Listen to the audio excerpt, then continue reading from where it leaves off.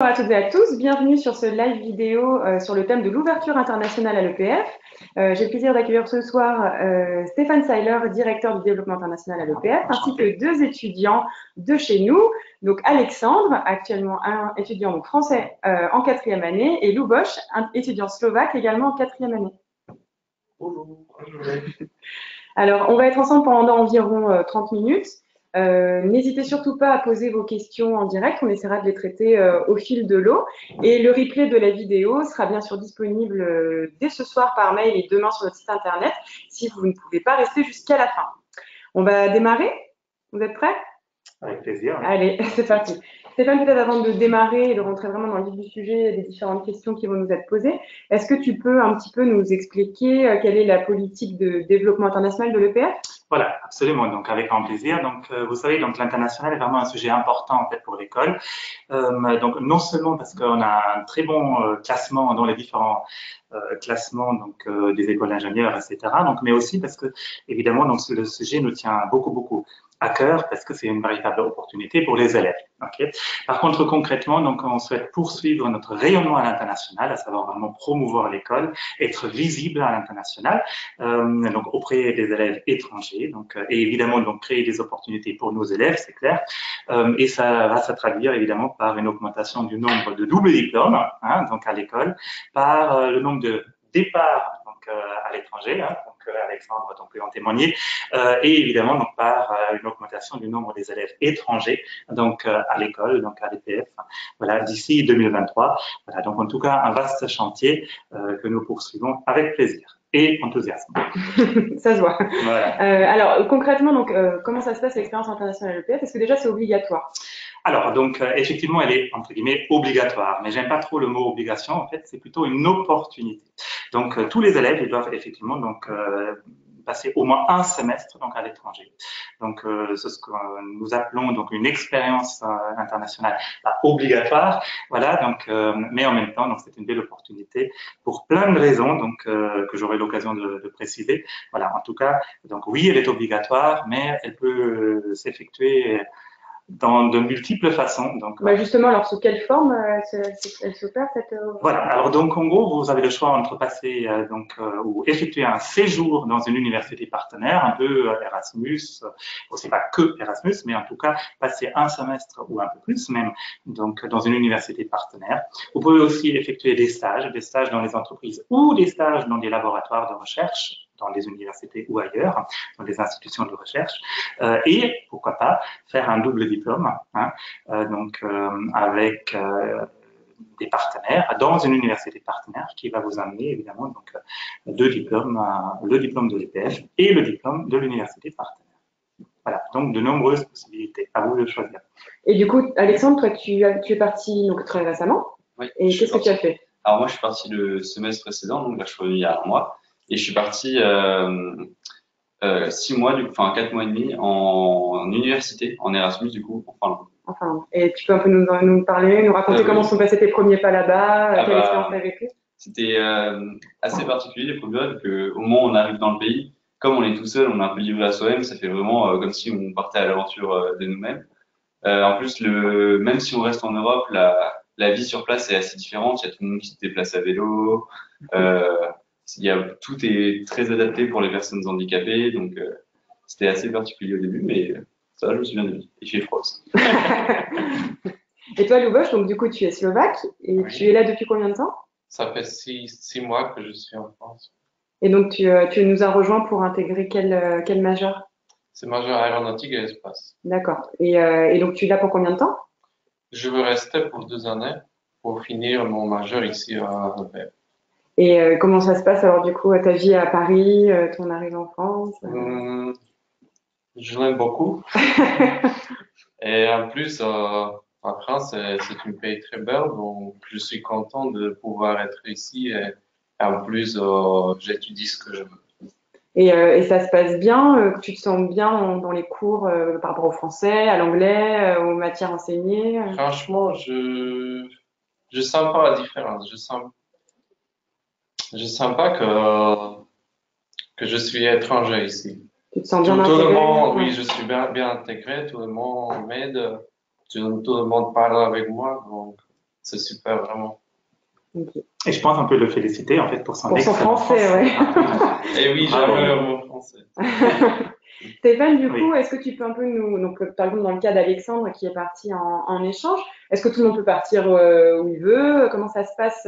J'imagine qu'il y a quand même une sélection. Ah bah oui, évidemment. Donc, alors comment dirais-je? Donc déjà il y a un accompagnement. Donc tous les élèves peuvent nous solliciter. Donc à la direction du développement international. Donc il y a des collaboratrices évidemment qui accompagnent donc les élèves pour peaufiner un tout petit peu leur projet, hein, parce que le projet dépend un tout petit peu des langues qu'on maîtrise, de l'envie en fait qu'on a pour un tel ou tel pays. Évidemment aussi du projet professionnel. Ok.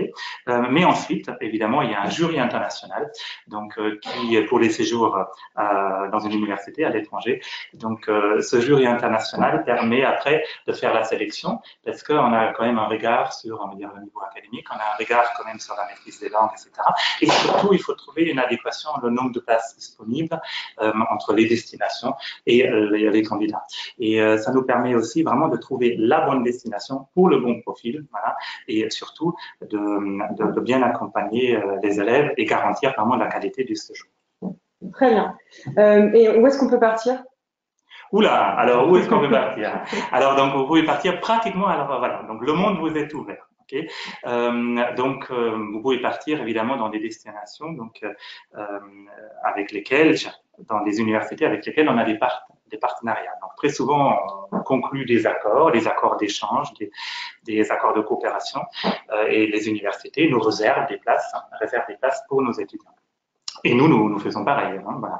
Donc, du coup, vraiment, on a des partenariats, donc 153, un peu partout dans le monde, voilà, sur tous les continents. Évidemment, on exclut, comment dirais-je, donc des pays un peu à risque. Hein, donc, parfois, vous pouvez avoir des risques sanitaires, etc., ou des crises diverses et variées. Donc, voilà. Et dans la plupart de temps, donc vraiment, le monde est ouvert et ça dépend de vous, c'est à vous, donc aux élèves, de définir un tout petit peu leur projet en fonction de leurs compétences, de leur projet professionnel et de leur envie. Okay, et à nouveau, je rappelle qu'un séjour à l'étranger, c'est à la fois, certes, un peu un séjour touristique. Hein, donc, il y a beaucoup de gens qui adorent l'Australie. Donc, c'est tout à fait légitime. Mais il faut y aller pour son projet professionnel, linguistique, académique et personnel. Pourquoi est-ce que tu as choisi la Finlande, toi, Alexandre? Du coup, moi, la Finlande, il y avait plusieurs critères qui sont en jeu. Le premier, c'était au niveau des choix des universités. Moi, je savais que je voulais travailler dans l'informatique. Et du coup, il y avait un choix assez bien qui était en Finlande. Du coup, je suis parti là-dedans. Ensuite, il y a aussi au niveau du pays lui-même. Enfin, c'est toujours un pays qui m'a attiré, les trois pays scandinaves. Et du coup, bah, en combinant les deux, je suis tombé sur la Finlande et je suis très content. Qu'est-ce que ça vous apporte d'être parti et d'être à l'étranger? Ce sont de nouvelles opportunités. On devient, comment dire, on devient adulte et on s'occupe de soi-même. Indépendant, autonome. Oui, indépendant. Ouais, je suis d'accord. C'est vraiment le fait d'être livré à soi-même et de devoir se débrouiller, faire ses courses soi-même. Enfin, quand on est par exemple chez les parents avant, bah ça fait un vrai changement beaucoup plus. Et même quand on est à l'étranger, en général, on va être logé sur des logements étudiants. Du coup, il y a que des étudiants autour de nous. Du coup, ça fait une mini société un peu à part. Ça permet de rencontrer des gens du monde entier. Et mine de rien, donc vous nouez beaucoup d'amitié, donc vous créez un réseau, donc vous revenez avec des amis et des opportunités. Donc c'est quand même une formidable opportunité. Je ne serais pas là si j'avais pas fait un séjour Erasmus à un moment donné, n'est-ce pas? Allez. Et du coup, alors Stéphane, à l'EPF, à quel moment se fait cette expérience à l'international? Oh, il y a plusieurs moments. Hein. Donc, c'est-à-dire qu'en principe, on pourrait démarrer après la première année, pratiquement avec le petit stage d'exécution que nous proposons. Donc, ce stage-là peut, en principe, c'est déjà fait, faire à l'étranger. Mais la plupart des mobilités se font quand même au niveau cycle. Alors soit en troisième année, en fin de troisième année, donc soit au niveau du cycle M, donc cycle master, donc pendant la quatrième et la cinquième année. Donc en gros, le gros, à savoir 314 stagiaires, plus une centaine d'élèves partent en double diplôme en stage ou en séjour d'études, donc pratiquement entre la quatrième et la cinquième année. D'accord. Et du coup, pour valider le diplôme, on a besoin de passer un semestre à l'étranger, mais on peut faire plus qu'un semestre. Absolument, absolument. Donc, vous pouvez partir plusieurs fois, vous pouvez faire un stage, votre projet de fin d'études à l'étranger, vous pouvez faire un double diplôme, vous pouvez aussi partir plusieurs fois en stage, etc. Donc, tout est possible. Par contre, il y a quand même un critère, à savoir, donc, vous devez respecter alors, le critère qui nous est proposé, on va dire, donc, ou exigé par la Commission des titres des ingénieurs, donc la CTI, à savoir respecter ou faire 3 semestres académiques entre la 3e année et la fin d'études, on va dire donc, la 5e année, donc à l'école d'origine, donc à l'EPF. Hein, donc, ça veut dire que tant que vous respectez donc les 3 semestres académiques entre la 3e année pardon, et la 5e année, vous pouvez partir plusieurs fois. Vous pouvez faire vos 2 stages de 4e et 5e année à l'étranger, faire un échange et un stage. Exactement, exactement. Tant que ce critère de 3 semestres académiques dans votre établissement d'origine est respecté, vous pouvez faire votre petit stage de fin de première année donc à l'étranger.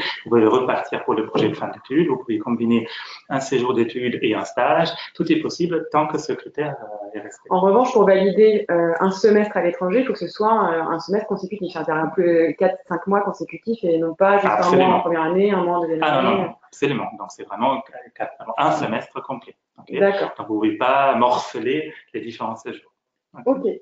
Et on a beaucoup parlé finalement de l'échange à l'étranger. Pour la recherche de stage à l'étranger, comment ça se passe? Alors, pour la recherche des stages, donc il y a 2 écoles, on va dire. Donc, très souvent, donc, les élèves, ils trouvent des stages par eux-mêmes, donc c'est possible. Mais ça dépend de vous. Parfois, donc, il y a des élèves qui viennent nous voir parce qu'ils veulent spécifiquement dans une telle ou telle dans une telle ou telle entreprise, dans un tel ou tel labo, et par leur propre réseau, par leurs connaissances, par LinkedIn, etc., ils ont déjà trouvé, on va dire, un contact. Voilà. Par contre, pas de raison de désespérer. Pour ceux qui ne trouvent pas, donc on a une collègue chargée des stages à l'international et cette collègue-là donc a à sa disposition, vous propose une liste des stages renouvelables, à savoir des entreprises et des laboratoires qui proposent à l'étranger chaque année à nos élèves des stages.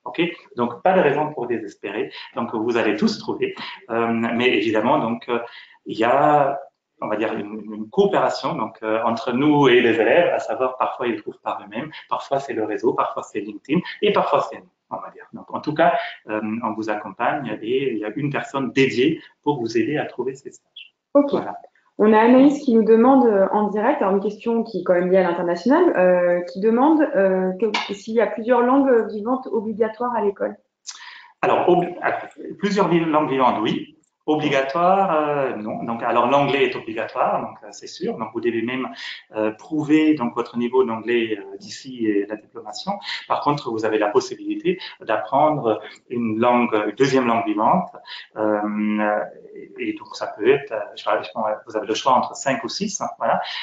Donc, ça peut être le portugais, le chinois, l'allemand. Je prêche pour l'allemand, voilà, donc l'espagnol, le portugais. Alexandre, toi, tu fais même 3 langues vivantes, c'est ça? Oui, alors moi, j'ai choisi l'espagnol parce que c'est la continue du lycée et j'ai voulu découvrir le chinois, du coup, j'ai commencé le chinois, j'en ai fait 3 ans de l'EPF. Voilà, donc là, on a sur anglais, espagnol, chinois. Donc, très bien. On a de couvrir une bonne partie du monde. Fantastique, fantastique. Donc, on n'a pas encore touché au slovaque, mais ça viendra. Est-ce que toi, tu as pris des cours de français langue étrangère en arrivant en France ou tu n'as pas eu besoin? Non, j'ai fait une école, un lycée français en Bratislava, en Slovaquie. D'accord. Ok. Alors, tout à l'heure, tu en parlais rapidement en disant qu'on avait des étudiants qui partaient en stage, en échange universitaire et en double diplôme. Est-ce que tu peux peut-être nous dire un petit mot sur peut-être les formations binationales post-bac qu'on propose à l'école et puis même les doubles diplômes à l'étranger? Voilà, absolument. Alors donc en gros, comme vous le savez, donc ou peut-être pas d'ailleurs, mais en tout cas on a 2 formations binationales, donc une formation franco-allemande avec la Hochschule de Munich et une formation franco-québécoise avec Sherbrooke. Donc en gros, l'avantage de ces formations-là, c'est des formations qui garantissent une vraie immersion, on va dire, dans le pays. Est-ce que vous allez partir dès la première année, donc plusieurs fois? Vous partez pas uniquement un seul semestre, vous allez partir plusieurs fois. Donc, en termes d'immersion dans le pays, en termes d'apprentissage de la langue, etc. Donc, c'est déjà une formidable opportunité qui va plus loin qu'un seul semestre. Et deuxièmement, ces formations-là sont quand même un peu spécialisées déjà. Vous savez, donc ici à l'EPF, nous sommes, en tout cas les 3 premières années, c'est des formations généralistes, un peu comme une prépa intégrée. Par contre, chez les partenaires, donc c'est des formations déjà un peu plus spécialisées. Par exemple, à Munich, ça sera en production et automatisation. Donc, ça vous donne une touche un peu de spécialisation relativement tôt. Voilà. Et en gros, c'est ce qu'évidemment donc cherchent les marchés de l'emploi dans les différents pays. Et donc, du coup, ça vous fait un plus par rapport à un parcours normal. Et surtout, je termine, ces formations binationales-là sont des formations sur 5 ans. Ça veut dire que vous êtes plus ou moins avec les mêmes personnes sur 5 ans et vous partez plusieurs fois, c'est un peu un va-et-vient. Et dans ce cas-là, donc en termes d'exposition à l'étranger, c'est quand même pas la même chose qu'un petit semestre. Alors du coup, 5 ans pour la formation franco-allemande, Voilà. mais 3 ans pour la formation franco-québécoise. Si on veut avoir le double diplôme, là, il faut repartir à Sherbrooke sur le cycle master. Absolument. Ok, super. Et en termes de parcours bidiplômant, plutôt sur le cycle master, qu'est-ce que l'on propose? Voilà. Alors déjà, donc pour les parcours bidiplômants, donc il y a un certain nombre d'élèves qui choisissent ne pas débuter tout de suite en première année, donc avec une formation binationale, comme la formation franco-allemande ou la formation franco-québécoise, mais qui choisissent un peu plus tard d'intégrer un double diplôme ou un parcours bidiplômant. Voilà, dans ce cas-là, donc on a aussi un certain nombre. Donc on a des doubles diplômes en Écosse, au Pays de Galles, aux États-Unis, donc à Bilbao, un peu partout, au Tec de Monterrey au Mexique, bientôt à Moscou. Voilà, et en tout cas, donc là aussi, ces formations-là permettent, grosso modo, à chaque fois les schémas peuvent être légèrement différents, mais grosso modo, vous passez une année à peu près à l'EPF, une année un peu plus, donc chez les partenaires, et au bout de ces 2 années, vous allez revenir donc avec les 2 diplômes. Donc, ça veut dire qu'en espèce de 2 ans, vous revenez non seulement avec un seul diplôme, avec le diplôme de l'EPF, mais avec 2. Donc, en gros, c'est là aussi une belle opportunité pour vous ouvrir les marchés de l'emploi, pour approfondir une langue, etc., etc. Mais, à nouveau, ces double parcours, j'ai envie de dire, parce que c'est plutôt l'expression adéquate, c'est plutôt un parcours bidiplômant. Donc, elle intervient un peu plus tard dans votre scolarité. Okay, donc, vous avez déjà donc terminé les 3 premières années donc généraliste, et après vous cherchez une spécialisation et vous la cherchez grâce à cette double compétence qui est un parcours diplômant. Ok, niveau master. Donc ça, c'est une vraie richesse pour le coup. Voilà, absolument, absolument, parce qu'en termes d'adaptabilité, en termes d'employabilité, donc c'est-à-dire que les employeurs, ils cherchent ces doubles compétences. Donc là aussi, à nouveau, en règle générale, on noue ces partenariats, donc avec des universités qui apportent un plus. Par exemple, si vous prenez l'aéronautique, donc en gros, vous combinez donc le savoir-faire français avec le savoir-faire russe en aéronautique et espace, c'est quand même 2 marchés qui comptent entre guillemets. Voilà, et donc là, vous apportez une compétence qui est quand même très très cherchée par les différents employeurs. Du coup, tu parles d'employabilité. Qu'est-ce qu'il en est un peu de l'insertion professionnelle à l'international pour les diplômés EPF? Alors là, on peut être fier parce qu'environ 25% en fait, de nos diplômés donc, démarrent leur carrière donc, à l'international, donc ça c'est très bien. Donc en gros, ils travaillent soit pour un employeur étranger, soit dans une filiale française, mais à l'étranger. Donc vous voyez, pour nous, c'est assez intéressant parce que ça montre que les formations, donc que la formation et surtout l'exposition à l'international porte ses fruits, est intéressant, non seulement en France pour les employeurs français, mais on va dire worldwide, partout.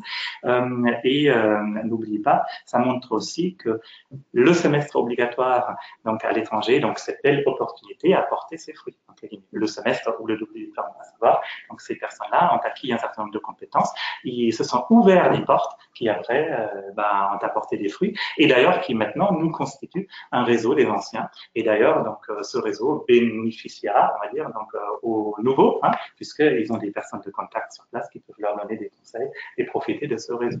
Bosch, toi, tu aimerais travailler en France ou retourner en Slovaquie ou qu'est-ce que... Ça dépend, mais je préfère de rester en France. Rester en France. Et toi, Alexandre, tu aimerais travailler à l'international? Alors, au début, peut-être, j'avais envisagé de faire un VIE, donc travailler pour une entreprise française à l'étranger, donc peut-être en Amérique latine ou en Espagne. Ça y est, l'espagnol a pris le Ouais. dessus. C'est bien, en tout cas, ça ouvre plein d'opportunités. Peut-être en termes de programme spécifique, nous dire un petit mot, Stéphane, sur la Summer School de l'EPF? Oh, avec un grand plaisir, en fait, parce que depuis 2 ans, bientôt, donc 3 ans, donc cette année, c'est la troisième année, la troisième édition. Donc, nous organisons une école d'été pendant le mois de juin. Là aussi, pour moi, donc vous allez me dire, je me répète, mais je trouve que c'est une excellente opportunité aussi. Pourquoi? Parce que c'est une école d'été sur les smart cities et, on va dire, la Sustainable Architecture, donc elle est complètement en anglais, d'où le titre d'ailleurs. Et en gros, elle intègre pendant pratiquement un mois plusieurs modules sur la transition écologique, l'efficacité énergétique, sur la ville smart, intelligente, etc. Et pourquoi c'est une belle opportunité? Parce que non seulement donc vous allez pendant 4 semaines parler anglais, ok, donc elle s'adresse non seulement à un public international, mais justement à un public français qui souhaite parler anglais.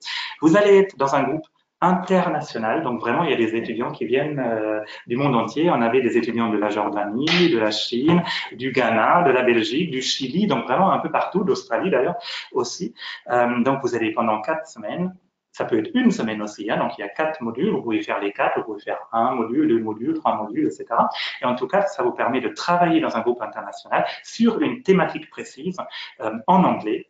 Et j'ai envie de dire, donc c'est quand même un moment aussi agréable. Donc ça veut dire que vous faites pratiquement une expérience internationale en France. Donc en gros, et vous utilisez utilement vos vacances. Hein, c'est-à-dire qu'au lieu, on va dire, de rester chez vous, ou au lieu, on va dire, de faire un peu n'importe quoi, j'ai envie de dire. Je pense qu'ils ont d'autres idées voilà. en vacances quand même. Mais vous pouvez quand même, donc, non, c'est des vacances. Est-ce que ça valide des crédits ECTS? Absolument, ça valide des crédits ECTS. Donc là aussi, en fonction des modules, etc.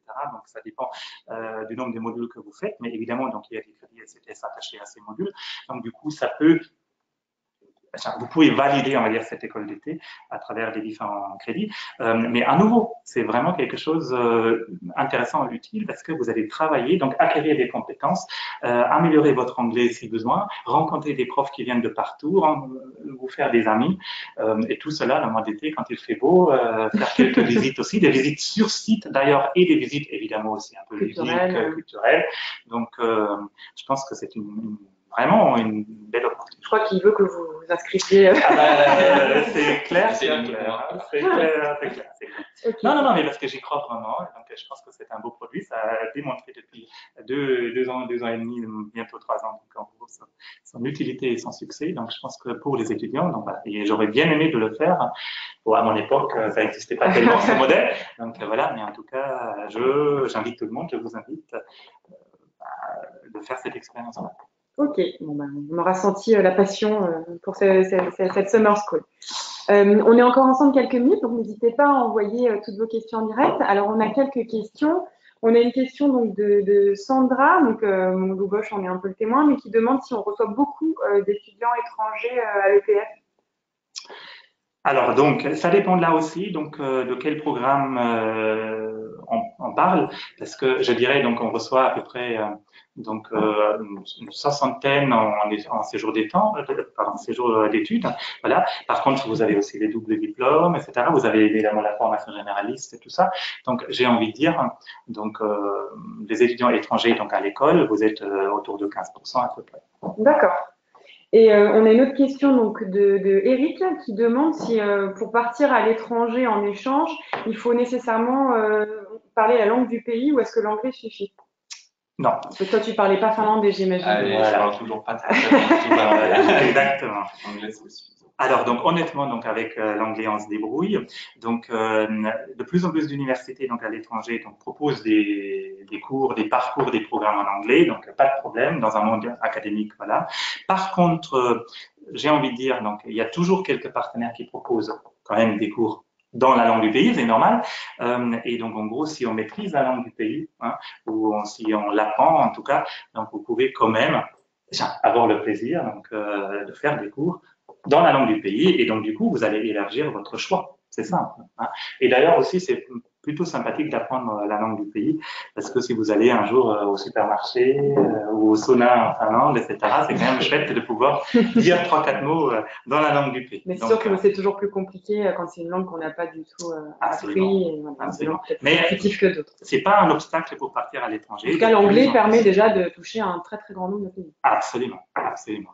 Vraiment, et de plus en plus, vous voyez, en Allemagne, il y a de plus en plus de cours en anglais, un peu partout. Voilà, donc en République tchèque, ça se pose aussi, en Slovaquie aussi, un peu partout. Voilà, mais c'est toujours bien d'apprendre la langue du pays.